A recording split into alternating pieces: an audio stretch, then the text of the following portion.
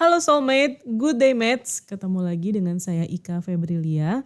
Dan di kesempatan hari ini, di Mate Channel kali ini saya akan ngobrol-ngobrol bersama salah satu mahasiswa saya dari program studi S1 Bisnis Digital FEUNJ. Nah, sudah hadir bersama saya ada Azahra Putri Dewi Mumpuni. Betul ya? Betul sekali, Bu. Azahra Putri, panggilannya apa? Panggilannya Ara, Bu. Panggilannya Ara ya. Oke. Ara apa kabar? Alhamdulillah baik. Bu Ika Oke, sendiri bagaimana saya kabarnya? juga alhamdulillah sehat Ara. Nah Ara, sebelum kita mulai bahasan kita pada siang hari ini, saya biasanya punya sapaan untuk para soulmate yang sering menyaksikan video-video di Mate Channel. Nah mungkin Ara mau coba sapa soulmate terlebih dahulu. Boleh, Bu, dengan senang Oke, hati. ya silakan coba Ara.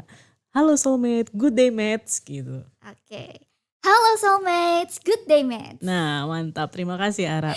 Nah Ara, kita akan ngobrol-ngobrol tentang perilaku konsumen di Marta Tilaar ya. Jadi kita akan fokus pada 5 step decision making konsumen Marta Tilaar ya. Betul ya Ara ya? Betul sekali, Bu. Ngomong-ngomong soal brand Marta Tilaar ini, mungkin Ibu Ika sendiri udah familiar banget ya, Bu, tentang brand ini? Oke, saya sebenarnya salah satu konsumen dari Marta Tilaar.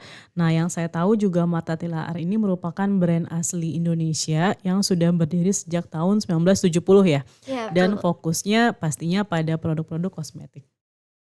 Benar, Bu. Saya juga Mhm. kebetulan termasuk salah satu konsumen dari Marta Oke. Tilaar. Mhm. Nah, store-nya itu besar Mhm. dan produknya beragam.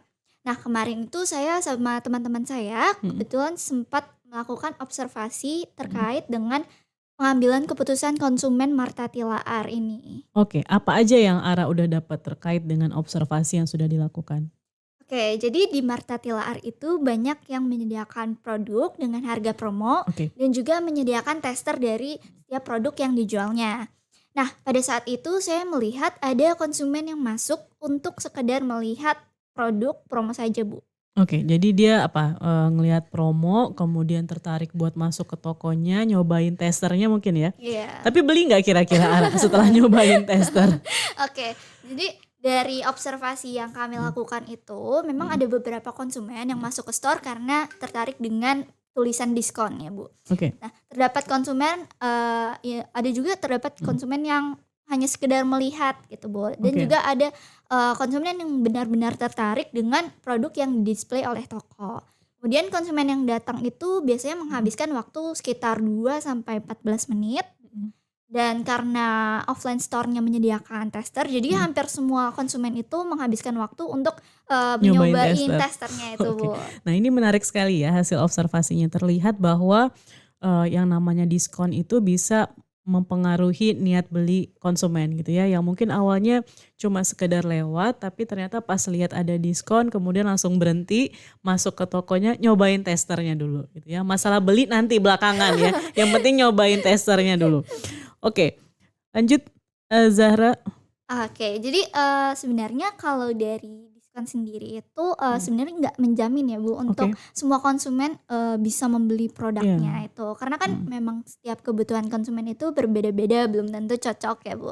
Oke. Nah berarti seperti yang kayak saya sampaikan tadi ya, jadi masalah beli belakangan, yang penting cobain testernya dulu Iya, ya? benar, Bu. Oke. Nah, Ara, selain itu apalagi yang sudah diperoleh dari hasil observasi, untuk konsumen Marta Tilaar ini? Baik, selain dari Mhm. mempelajari perilaku para konsumen, Iya. kami juga mendapati bahwa tahapan awal dari Mhm. proses pembelian itu adalah dimulai dari adanya need recognition gitu, Oke. Bu. Mhm. Ataupun, biasa disebut, kita nih butuh apa sebagai konsumen Iya. gitu. Jadi, setelah itu, kita biasanya akan mulai tahap yang namanya information search, itu mencari informasi terkait produknya, bisa dengan melalui bertanya kepada SPG terkait produk yang akan kami beli gitu, Iya. atau yang Oke. kami butuhkan. Jadi saya sepakat tadi sama yang disampaikan oleh Ara, yang diawali dulu biasanya tuh adanya kebutuhan atau need recognition ya. Jadi konsumen itu menyadari bahwa mungkin dia membutuhkan sesuatu, membutuhkan sebuah produk yang mungkin bisa mengatasi masalah di kulit wajahnya misalnya gitu ya. Jadi ada need recognition. Nah setelah tadi menyadari adanya kebutuhan, mereka masuk ke tahapan information search. Mereka mencari informasi kira-kira produk mana dari Marta Tilaar yang bisa mengakomodir masalah yang ada di kulit wajahnya gitu ya Ara ya. Iya, Nah betul. setelah masuk ke information search, nanya ke SPG, kemudian apalagi yang konsumen itu lakukan biasanya? Oke, baik. Jadi setelah menanyakan produk yang dibutuhkan ke Ya, SPG, biasanya konsumen itu melakukan tahap evaluasi oke evaluasi. terhadap produk yang mungkin sudah disarankan oleh SPG-nya tersebut.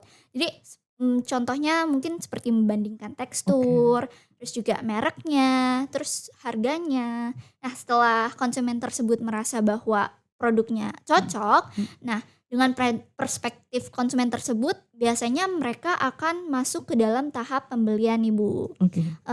yang biasa disebut purchase decision. Oke, jadi ada beberapa tahapan tadi ya sebelum akhirnya mereka melakukan pembelian produk ya. Menyadari kebutuhan, kemudian melakukan pencarian informasi, kemudian mereka apa? Mengevaluasi berbagai alternatif ya. Mereka bandingin komposisi, tekstur, warna, kemudian mungkin aroma juga ya biasanya ya. Iya, Kosmetik Bu. tuh kan ada yang wangi-wangi gitu Iya, ya. benar sekali. Sampai akhirnya mereka memilih mana nih produk yang akan mereka beli.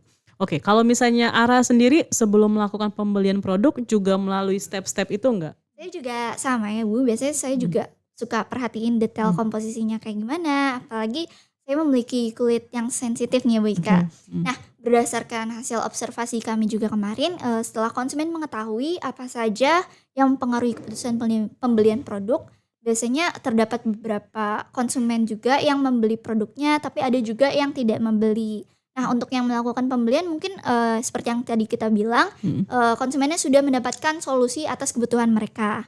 Dan bagi yang tidak melakukan pembelian, mungkin karena produknya belum sesuai atau belum menjawab dari kebutuhan mereka, gitu, Bu. Oke, jadi menarik sekali ya pembahasan kita hari ini ya. Kita bahas tentang five step decision making.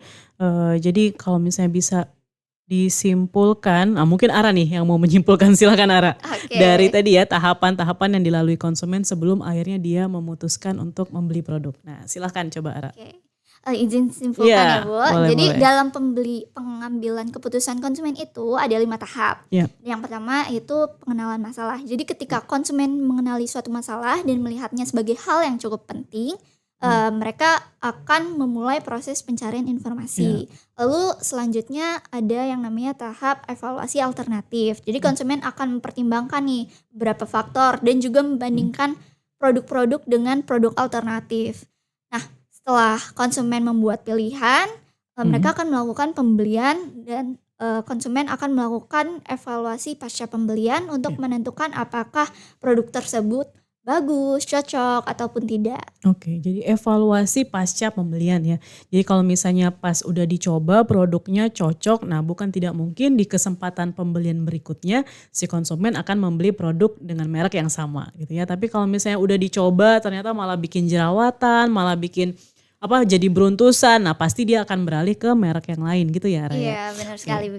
Oke, menarik sekali bahasan kita pada hari ini. Saya rasa sudah cukup jelas dan clear ya Iya. untuk 5 tahap dalam keputusan pembelian konsumen. Nah, terima kasih kepada Ara yang sudah menemani saya ngobrol di kesempatan hari ini.